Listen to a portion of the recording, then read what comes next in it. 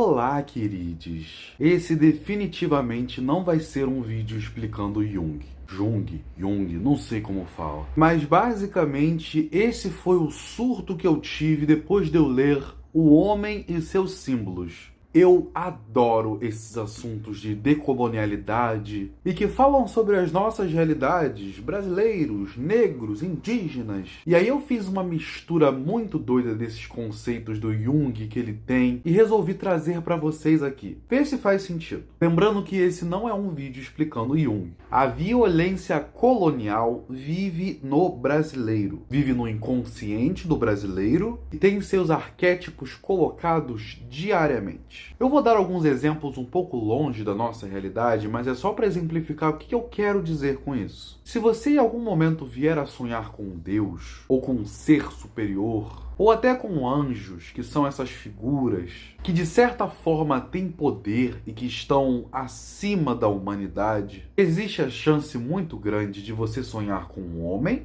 branco. E aí você deve estar matutando o que eu quero dizer com isso, o que tem a ver. Por que será que Jesus Cristo é representado como um homem branco? Ok que na história ele é um homem, mas por que é branco? E a minha resposta é muito simples.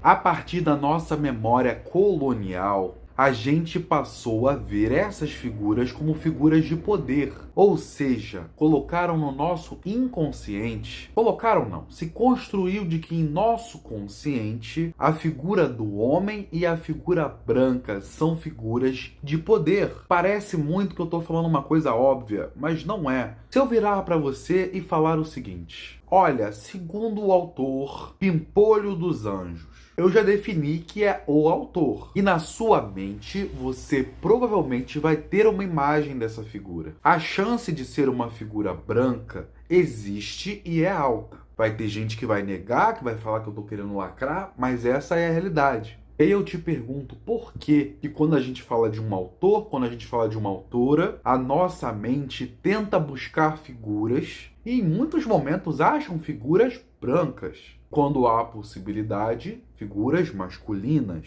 A real é que, historicamente, quem tinha a possibilidade de escrever, de ser ouvido nos espaços sociais, eram homens cisgêneros e brancos.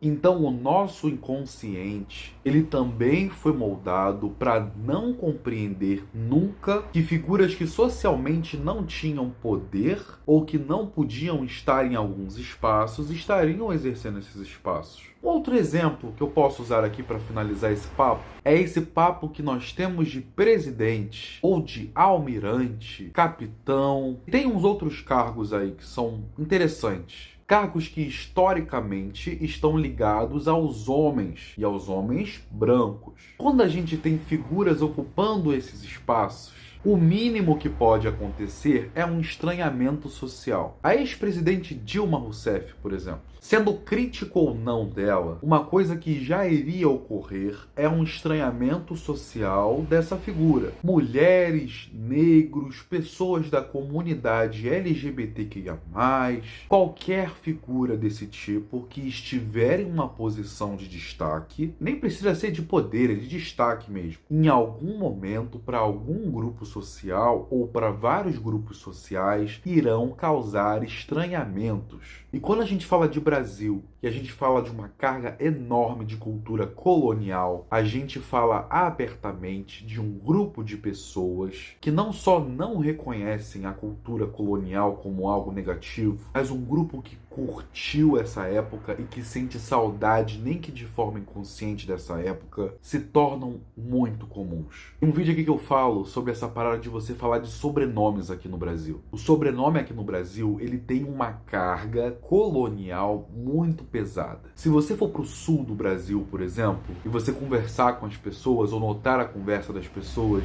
sempre acontece uma apelação ao sobrenome, aos antepassados. O meu sobrenome é Zimmerman, blá blá blá blá blá.